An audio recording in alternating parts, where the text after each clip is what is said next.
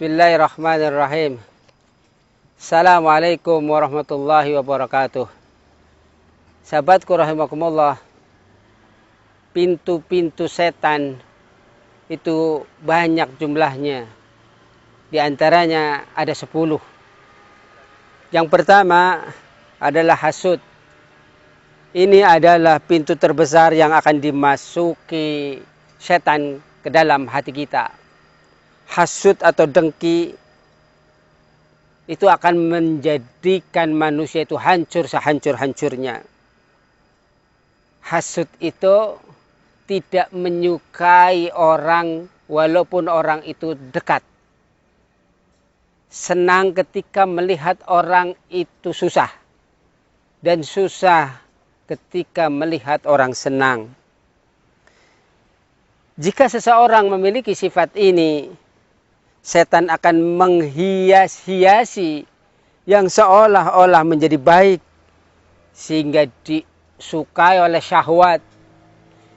Disukai oleh nafsu.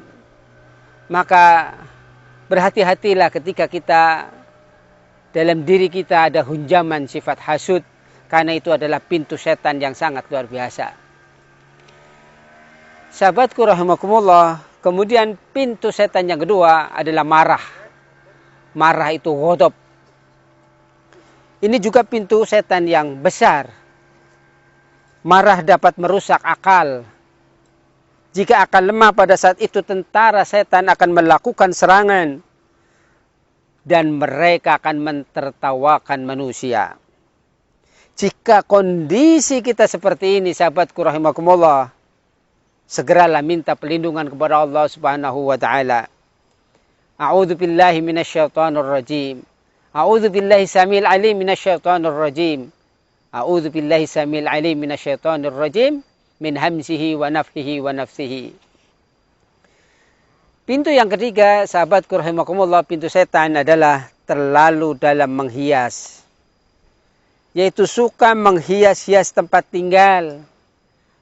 Suka kepada pakaian yang berlebih-lebihan. Perabot yang berlebihan yang akhirnya akan menjadi mubazir. Orang yang seperti ini sungguh akan merugi. Karena umurnya akan dihabiskan untuk tujuan menghias-hias diri. Dia tidak akan pernah puas. Sudah dapat 1 mesti pengen 2. Pengen 4, 5, 10 dan seterusnya. Karena kita itu punya sifat al-hirsu, selalu kurang. Dan hiasan itu menjadikan kekurangan kita selalu ada. Sahabatku rahimakumullah, pintu keempat adalah kenyang. Kenyang karena telah menyantap banyak makanan. Keadaan yang seperti ini akan menguatkan syahwat dan melemahkan untuk melakukan ketaatan kepada Allah Subhanahu wa taala.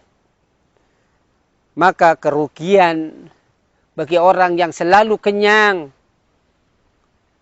Fa inna aktsaruhum sib'an fid dunya atwaluhum ju'an yaumal qiyamah. Begitulah dalam hadis. Sesungguhnya orang yang lebih sering kenyang di dunia, dialah yang akan sering lapar di hari kiamat. Hadis riwayat At-Tirmidzi dalam As-Silsilah As-Sahihah. Pintu selanjutnya yaitu pintu yang kelima, pintu setan adalah toma. Sahabatku rahimakumullah, dilihat dari hurufnya saja. Dalam huruf Arab itu hurufnya semuanya menunjukkan ketidakpuasan. Huruf to itu adalah huruf yang berlubang. Terus mim itu ada lubangnya.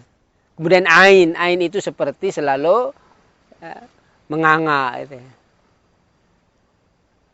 Jika seseorang memiliki sifat seperti ini, maka dia akan berlebihan. Bahkan rela memuji-muji orang. Padahal orang itu tidak memiliki sifat yang terpuji. Akhirnya dia akan mencari muka di hadapannya. Tidak mau memerintahkan orang yang disanjung tadi pada kebajikan. Dia salah dipuji. Kenapa? Toma. Dan di zaman akhir ini banyak pintu yang kelima ini. tidak pernah merasa bersyukur atas nikmat yang Allah berikan, rela menggadaikan agama, rela menggadaikan akidah demi jabatan, demi dunia, demi harta, demi tahta. Itu tamak. Kemudian pintu keenam adalah al-ajalah atau tergesa-gesa. Sahabatku rahimakumullah, sifat tergesa-gesa itu biasanya tidak bersabar. At-ta'anni minallah wal ujlatu minasyaitan. Sifat perlahan-lahan atau sabar itu dari Allah. Sedangkan sifat tergesa-gesa itu dari syaitan. Sahabatku rahimakumullah. Kemudian pintu yang ketujuh adalah cinta harta. Cinta harta identik dengan cinta dunia, cinta tahta, cinta wanita, cinta keluarga yang kecintaannya itu lebih dan lebih sehingga lupa mencintai Allah dan Rasulullah. Sifat seperti ini akan membuat berusaha mencari harta bagaimanapun caranya. Tidak memperdulikan halal haram. Tidak memperdulikan keberkahan.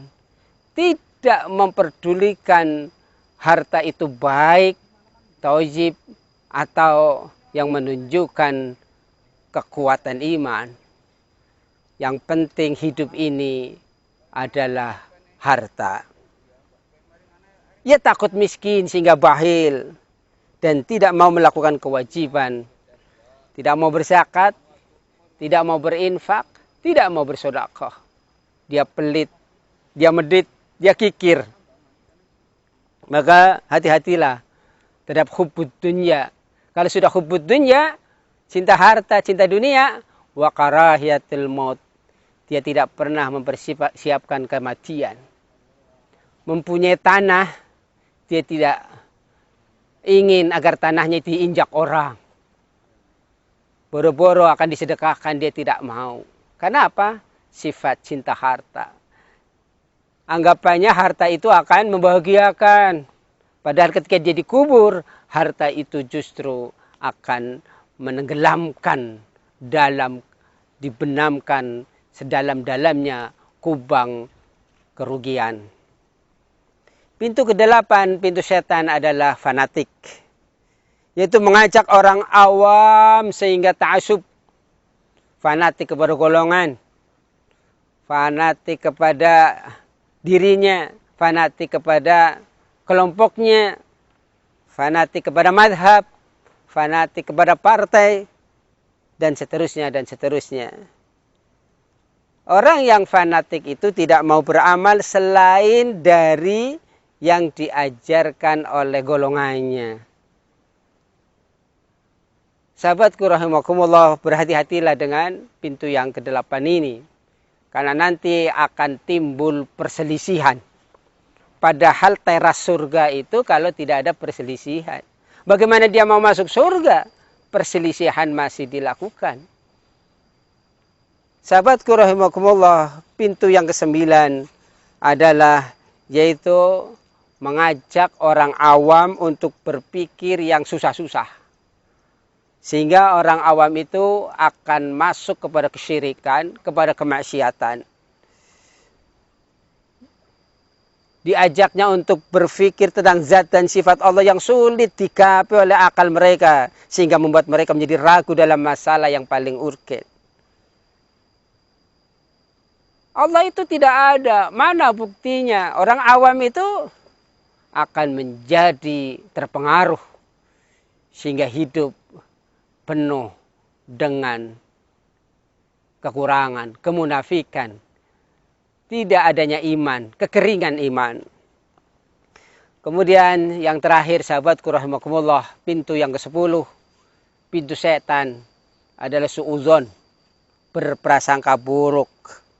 Selalu berburuk sangka terhadap muslim lainnya. Jika seseorang selalu berburuk sangka, maka dia akan merendahkannya. Menganggap diri yang paling benar, menganggap diri yang paling baik. Seharusnya seorang mukmin selalu mencari kekurangan saudaranya untuk dilengkapi dengan kelebihan dirinya. Kekuranganku adalah kelebihanmu, kelebihanku adalah kekuranganmu. Saling mengisi. Berbeda dengan orang munafik, dia selalu mencari aib, kekurangan orang lain. Semoga ketika kita memahami 10 pintu ini, sahabatku rahimakumullah, kita akan menguatkan diri bahwa musuh yang nyata adalah setan. Pintu satu saja terbuka, maka yang ada kita akan masuk dalam kubang yang paling dalam, penderitaan demi penderitaan. Wallahu a'lam bishawab. Nasrun minallah wa fathun qarib wa basyiril mu'minin. Subhanaka Allahumma wa bihamdika asyhadu an la ilaha illa anta astaghfiruka wa atubu ilaik. Assalamualaikum warahmatullahi wabarakatuh.